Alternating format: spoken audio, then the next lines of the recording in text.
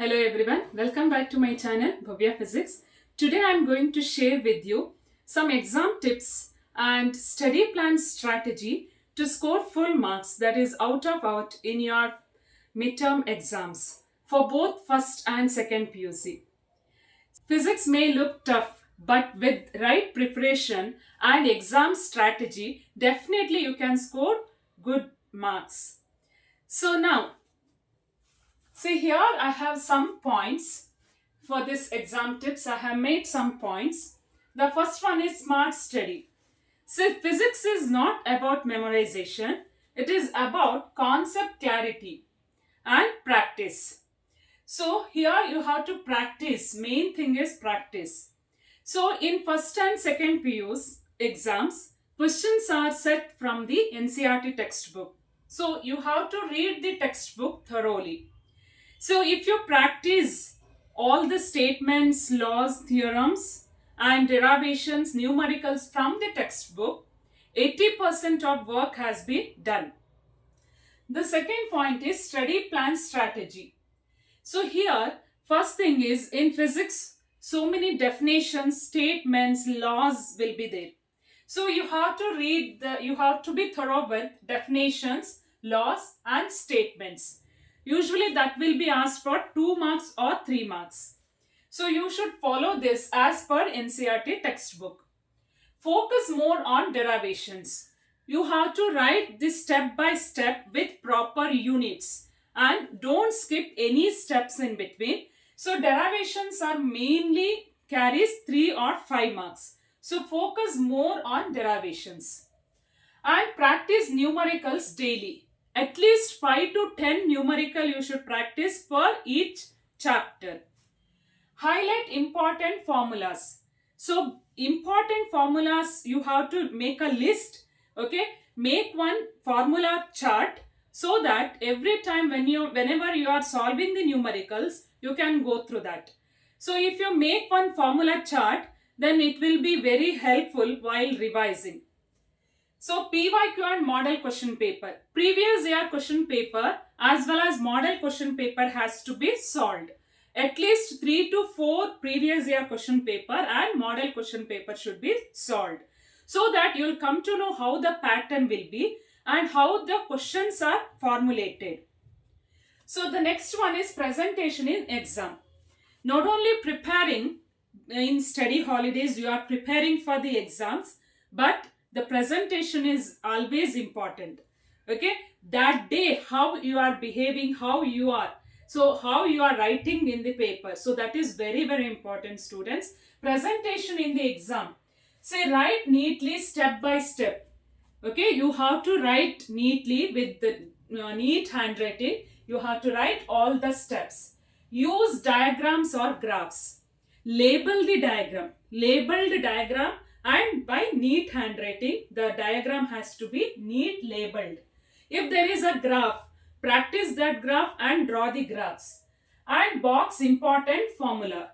Highlight the important key points. Okay, keep it inside the box. So important formulas or any key note, it has to be highlighted by keeping in box. And time management. Please go through this video. I already uploaded about time management. So I thoroughly explained about time management. Please go through this video. Here, say 10 minutes reading question paper in the exam. During exam, 10 minutes for reading question paper. And last 10 minutes you should keep for rechecking the answers. And in between 2 hours 20 minutes you are solving the papers.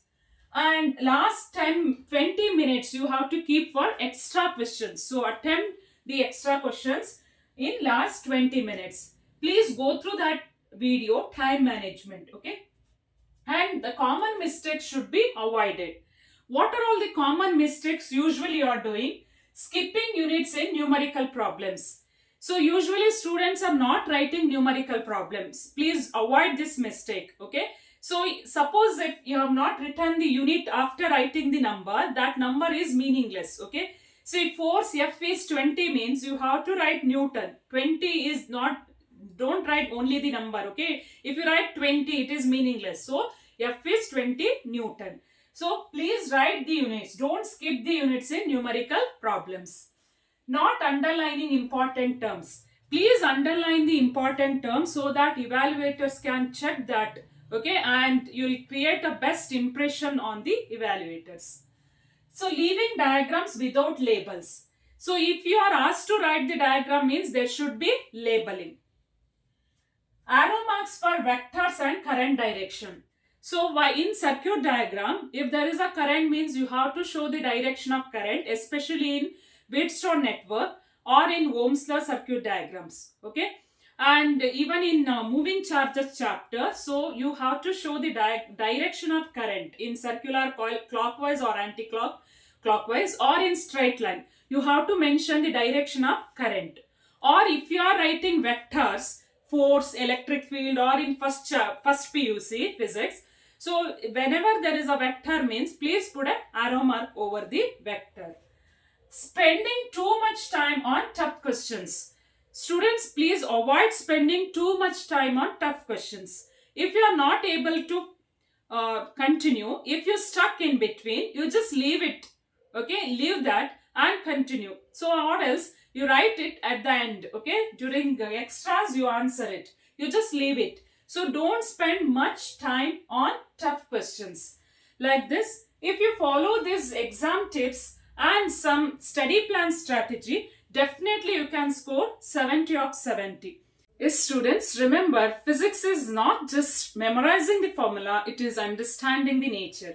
If you stay consistent, follow the textbook, practice problems and present the answers neatly, definitely you can score 100 of 100. That is 70 in physics. So 100% you can score out of marks. And I hope many of you will score good marks. Don't forget to like, share and subscribe my channel for more exam tips. See you in next video. Until then, take care. Bye-bye. All the very best for coming midterm exam.